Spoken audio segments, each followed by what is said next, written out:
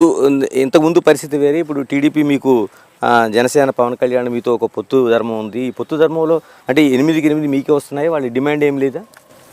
అంటే నేను డిమాండ్ లేదు అని నేను చెప్పను, కానీ వాస్తవాలకు దగ్గరగా ఇరు పార్టీలు కూడా నడుచుకోవాలి.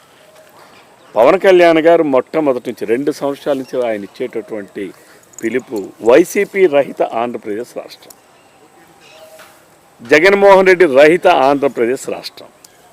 వైసీపీ రహిత ఆంధ్రప్రదేశ్ రాష్ట్రం అంటే ఏంటి దాని అర్థం?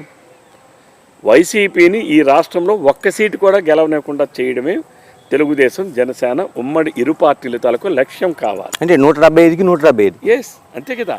వైసీపీ రహిత ఆంధ్రప్రదేశ్ రాష్ట్రం అంటే అర్థం ఏంటి? అధికారానికే కాదు, వైసీపీ రహిత ఆంధ్రప్రదేశ్ రాష్ట్రం అంటే ఆంధ్రప్రదేశ్ రాష్ట్రం నుంచి వైసీపీ అనే పార్టీనే తరిమి కొట్టాలి, వైసీపీ పార్టీలు తలుపులు మూసేయాలి. వైసీపీ రహిత ఆంధ్రప్రదేశ్ రాష్ట్రం అంటే 175 స్థానాలు కూడా తెలుగుదేశం జనసేన కూటమి గెలవాలి.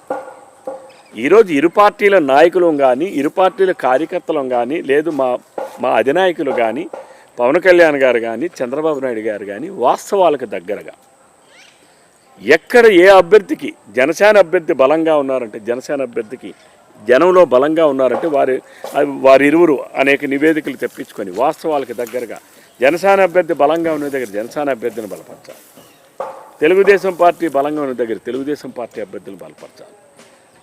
తద్వారానే మనం వైసీపీ రహిత ఆంధ్రప్రదేశ్ రాష్ట్రాన్ని ఏర్పాటు చేసుకోవాలి. అయిపోయింది. ఆ షార్ట్అవుట్ ఏ విధంగా చేయబోతున్నారు? ఎందుకంటే ఎవరికారు చేసుకుంటారా, ఏ రకంగా దాన్ని పరిష్కరించుకుంటారా అనేది మా 2 పార్టీల మా అగ్రనాయకత్వం. అంటే జిల్లాకు సంబంధించి మీరు అధ్యక్షుడు అంటే ఒక కీలకమైంది. అంటే ఇప్పుడు ఒక విధంగా అక్కడ నిర్ణయాలు జరిగినా మీ చిప్పు చాలా వరకు పనిచేస్తుంది పార్టీకి. అంటే పార్టీలో జిల్లా పార్టీ అధ్యక్షులుగా మా పాత్ర కింద స్థాయి నాయకత్వాల నుంచి రాష్ట్ర స్థాయి నాయకత్వం, జాతీయ నాయకత్వానికి అనుసంధానం చేసి